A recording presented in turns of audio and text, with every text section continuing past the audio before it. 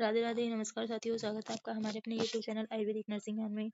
साथियों, ये है बर्न इमरजेंसी। आज हम देखेंगे बर्न इमरजेंसीज के बारे में कि यदि किसी के हाथ जल जाता है या फिर कोई जल जाता है कहीं पे भी, तो उसके लिए उस इमरजेंसी यानी कि उस आपातकालीन स्थिति में हमें किस तरह से उसकी परिचर्या करनी चाहिए, किस तरह से उसका ध्यान रखना चाहिए। तो सबसे पहले देखते हैं, किसी गर्म वस्तु या अग्नि के प्रत्यक्ष अप्रत्यक्ष संपर्क के द्वारा शरीर की त्वचा में शरीर के ऊतकों को प्रभावित होने को जलना कहते हैं। सबसे पहले क्या है कि जलना किसे कहते हैं कि कोई भी प्रत्यक्ष या अप्रत्यक्ष संपर्क के द्वारा अग्नि से त्वचा अथवा शरीर के ऊतक प्रभावित होते हैं तो उसको दग्ध कहते हैं, यानी कि जलना कहते हैं। इंग्लिश में इसे बर्न कहा जाता है। आचार्य सुश्रुत ने दग्ध प्रकरण में जो इतरधा दग्ध का वर्णन किया है वही एक्सीडेंटल बर्न है। ठीक है, अग्निकर्म प्रकरण अध्याय में 3 में किया जा चुका है इसका वर्णन। कारण के आधार पर दग्ध के भेद कितने हैं। सबसे पहला आता है हीट बर्न, यानी कि ताप से जलने वाला। यदि किसी आग, भाप, गर्म पदार्थ या गर्म द्रव के कारण जल जाता है तो उसको तापीय दग्ध कहते हैं। फिर आता है विद्युतीय दग्ध, जिसमें किसी विद्युतीय घटना, आकाशीय विद्युत घटना के कारण होता है। फिर आता है केमिकल बर्न, किसी भी केमिकल्स के द्वारा यदि जल जाता है, जैसे कि उद्योगों में, घरों में या फिर तेज अम्ल एवं क्षार से होता है। फिर उसके बाद में आता है विकिरण दग्ध, रेडिएशंस के द्वारा, जैसे कि एक्सरे, अल्ट्रावायलेट किरणें, कैंसर चिकित्सा में प्रयुक्त विकिरण चिकित्सा यानी कि रेडिएशन थेरेपी में यदि जल जाता है तो उसको विकिरण दग्ध कहते हैं। उपरोक्त प्रकार के दग्ध शरीर की त्वचा एवं शरीर के अंगों जैसे मांस, रक्त नलिका और नर्व्स यानी कि फैट को, यानी कि मांस को, ब्लड वेसल्स को और नर्व्स को प्रभावित करती है। शरीर पर दग्ध से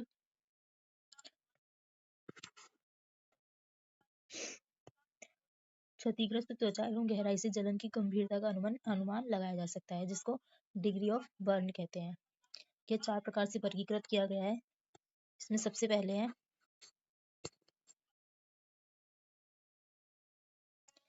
first degree, second degree, third degree और फोर्थ डिग्री। फर्स्ट डिग्री में क्या होता है कि त्वचा का वर्ण लाल दिखाई देता है और उस पर फफोले नहीं बनते हैं। सेकंड डिग्री ऑफ बर्न में क्या होता है कि त्वचा के नीचे ऊतक प्रभावित हो जाते हैं, यानी कि इसमें त्वचा प्रभावित होगी, ऊतक प्रभावित होंगे और त्वचा पर फफोले बन जाते हैं। फिर उसके बाद में आता है तृतीय श्रेणी का दग्ध। तृतीय श्रेणी के दग्ध में जो क्षतिग्रस्त होने के साथ ही त्वचा तो क्षतिग्रस्त होती है, ऊतक भी होते हैं।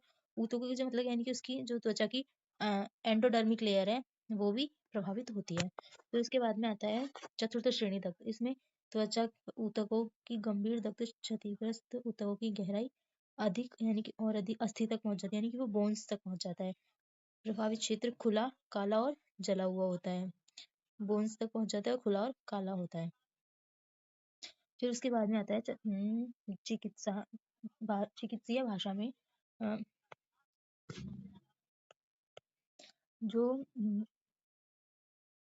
चिकित्सीय भाषा है उसमें डिग्री ऑफ बर्न्स को दग्ध की प्रतिशतता के आधार पर दग्ध को साध्य और असाध्य यानी कि किस प्रकार का दग्ध सही किया जा सकता है, किस प्रकार का दग्ध सही नहीं किया जा सकता। इसका पता लगाया जाता है, जो वॉलेस रूल ऑफ 9 के नाम से जाना जाता है।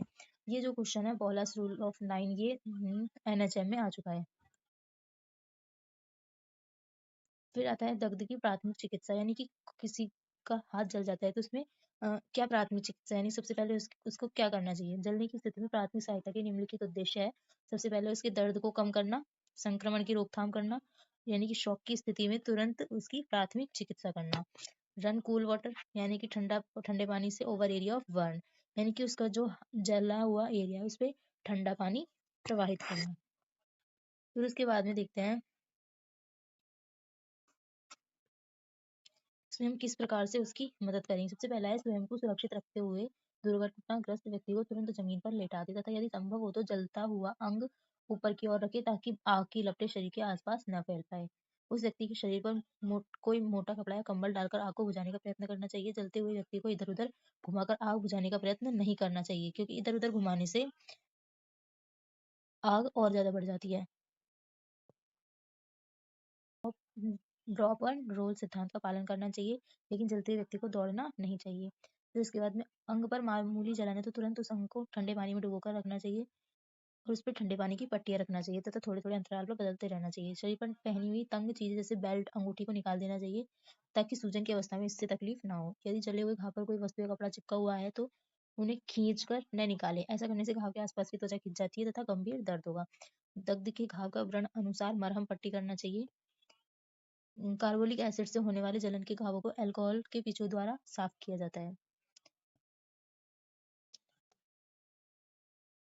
फिर उसके बाद में जलने की जगह घृत कुमारी के कल्प का लेप करना चाहिए। घृत कुमारी के कल्प का लेप क्यों करना है? क्योंकि घृत कुमारी का वीर्य शीत होता है, जिससे कि उधर शीतलता प्रदान होगी। कच्चे आलू का कल्प बनाकर लेप कर सकते हैं और शहद का भी प्रयोग किया जा सकता है।